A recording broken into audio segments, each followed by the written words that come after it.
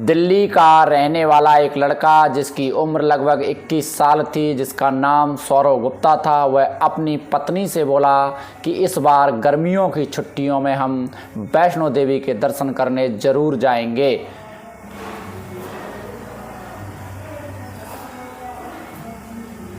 और इसी बात को सुनकर पत्नी बहुत खुश होती है और वक्त आने पर पति और पत्नी वैष्णो देवी के दर्शन के लिए घर से निकल जाते हैं। लेकिन वो नहीं जानते थे कि उनकी ज़िंदगी का ये सफ़र आखिरी सफ़र है। दरअसल वहाँ पर आतंकवादी हमला होने पर सौरव गुप्ता की मौके पर ही मौत हो जाती है, लेकिन उसकी पत्नी ज़िंदगी और मौत की जंग लड़ रही है। इस हमले में इनके अलावा और 9 लोगों की मौत व 33 लोग घायल हो जाते हैं।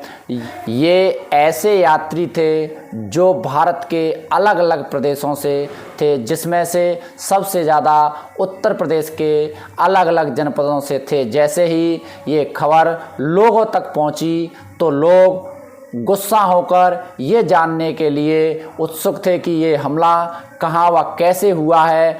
आज की कहानी मैं इस वीडियो में आगे बढ़ने से पहले वही रिक्वेस्ट कि वीडियो को लाइक कर दो, चैनल को सब्सक्राइब कर लो, जिससे मेरा हौसला बढ़ता रहे। नमस्कार, स्वागत है आज की सच्ची घटनाओं में। मैं सुधीर तिवारी आज की सच्ची घटना सुनाने जा रहा हूँ। ये सच्ची घटना है जम्मू कश्मीर का इलाका है कटरा, वहीं पास में वैष्णो देवी है। वहाँ बड़ी संख्या में पूरे देश भर से लोग दर्शन करने के लिए जाते हैं और यहीं से लगभग 80 किलोमीटर दूर एक जगह है शिवखोड़ी। बस वैष्णो देवी के दर्शन करने के बाद लोग सोचते हैं क्यों ना शिवखोड़ी के दर्शन करके आएं। कुछ लोग अपने वाहन से जाते हैं, लेकिन बहुत बड़ी संख्या में लोग बसों से ट्रैवल करते हैं, बसों से यात्रा करने के लिए जाते हैं। इसके लिए बस यात्रीगण इंतज़ार करते हैं कि बस में यात्री फुल हों और हम शिवखोड़ी के दर्शन करने के लिए जाएं। उसके लिए ड्राइवर व कंडक्टर भी बस लेकर खड़े ही रहते हैं। इसी तरह एक ड्राइवर होता है जिसका नाम विजय कुमार शर्मा था, जो कि कटरा का ही निवासी था। उसके साथ अरुण कुमार कंडक्टर होता है। उनकी खुद की बस थी जिसका नंबर था JK02 AE 3485। दोस्तों 53 सीटर गाड़ी होती है जिसमें 42 यात्री लोग सवार थे। बस वहाँ से शिवखोड़ी के लिए 9 जून 2024 को निकलती है। दिन भर वह शिवखोड़ी के दर्शन करने के बाद शाम को लगभग 6 बजे के आसपास सभी लोग धीरे धीरे बस में बैठने के लिए आते हैं। बस शिवखोड़ी से रवाना होकर 2 से 3 किलोमीटर ही चली थी कि पौनी मार्ग पर एक गांव है जिसका नाम तेरहयात के पास मोड़ पर गाड़ी मुड़ी। अचानक से सामने से एक सेना का जवान वर्दी पहने और लेकिन अपने चेहरे को काले कपड़े से छुपाए रखा था, हथियार हाथ में लेकर उसी गाड़ी के ड्राइवर को डराता हुआ गाड़ी की तरफ बढ़ता है। लेकिन ड्राइवर समझ जाता है क्योंकि वह बहुत आतंकवादी ड्राइवर को दिख जाते हैं। लेकिन विजय कुमार ने बिना डरे गाड़ी को वहाँ से तेज निकालने की कोशिश की ताकि बस में सवार 42 तीर्थयात्रियों को किसी अनहोनी से बचाया जा सके। लेकिन आतंकवादियों ने सबसे पहले निशाना उसी ड्राइवर विजय कुमार शर्मा को लगाया।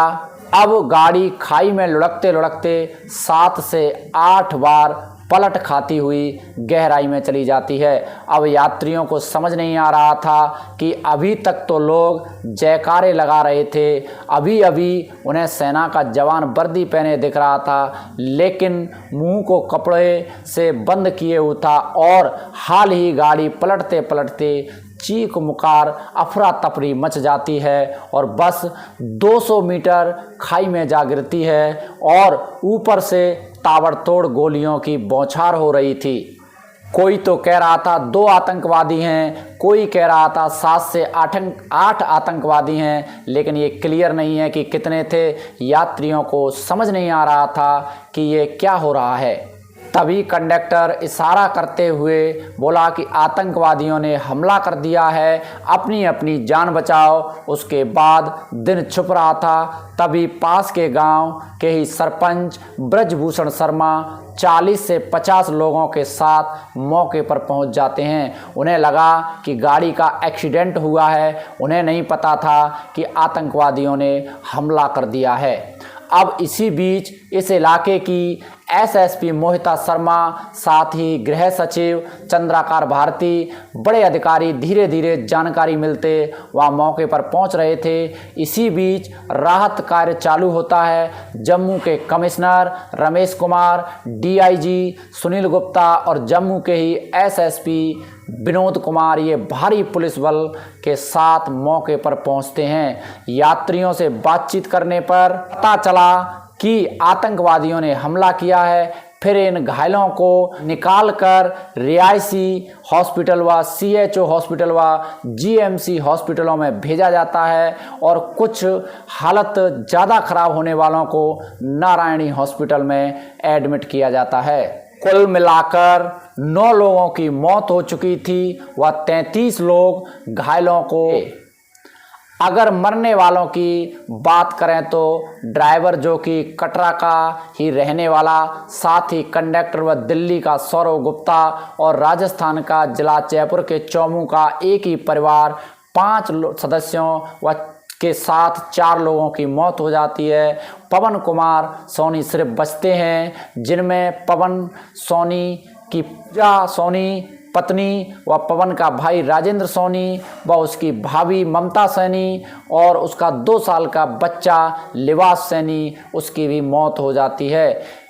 इसी के साथ उत्तर प्रदेश के बलरामपुर की सदर तहसील के गांव कंदमारी की रूबी व अनुराग वर्मा की भी मौत हो जाती है। मरने वालों की संख्या 9 व घायलों की संख्या 33 हो जाती है। उसमें से दिल्ली के सौरव गुप्ता, जिसकी उम्र 21 साल थी, उसकी मौत हो जाती है, लेकिन उसकी पत्नी बहुत सीरियस हालत में है। वो जिंदगी और मौत से लड़ाई लड़ रही है और आगे उसके साथ क्या होगा पता नहीं, लेकिन जैसे ही घर वालों को सूचना मिली, रो रो कर उनका बहुत बुरा हाल था, क्योंकि उस सौरव गुप्ता की पत्नी की उम्र 19 साल है और पति 21 साल को अब इस दुनिया में नहीं है। अभी अभी उनकी उम्र ही क्या थी, बताया जाता है कि हाल ही में उनकी शादी हुई थी। उसके बाद उन्होंने फैसला लिया था कि वैष्णो देवी के दर्शन के लिए जाएंगे, लेकिन उन्हें क्या पता था कि उनके साथ ऐसा होगा। और ये वाक्य उस समय का है जिस समय भारत के माननीय श्री प्रधानमंत्री नरेंद्र मोदी जी तीसरी बार शपथ ग्रहण कर रहे थे। उसी समय जम्मू में आतंकवादी हमला हो गया। पुलिस ने जांच पड़ताल की तो पाया कि ड्राइवर विजय शर्मा ने उन्हें अपनी जान पर खेलकर बचाने की भरपूर कोशिश की, जिसमें उसकी मौत हो गई। तो इसकी पूरी जांच की जाएगी। हालांकि कुछ सूत्रों से पता चला है कि इसमें पाकिस्तान का हाथ है, जो कि पाकिस्तान से अभी कुछ दिन पहले 9 व 10 लोग आतंकवादियों ने भारत में प्रवेश किया था। यहाँ लोकल का सहारा लिया जाता है उनके द्वारा। वो कौन लोग हैं पता लगाने की कोशिश की जा रही है जिन्होंने आतंकवादियों को सहारा दिया था। साथ ही मरने वालों को 10 लाख रुपए व घायलों को 50-50 हज़ार की घोषणा की है सरकार ने। और सरकार ने साथ ही ये घोषणा की है कि दोषियों को किसी भी सूरत में बख्शा नहीं जाएगा। दोस्तों, इस पूरे घटनाक्रम को सुनाने का उद्देश्य किसी को परेशान करना या किसी का दिल दुखाना नहीं है, बल्कि एक सच्चाई से रूबरू कराना है।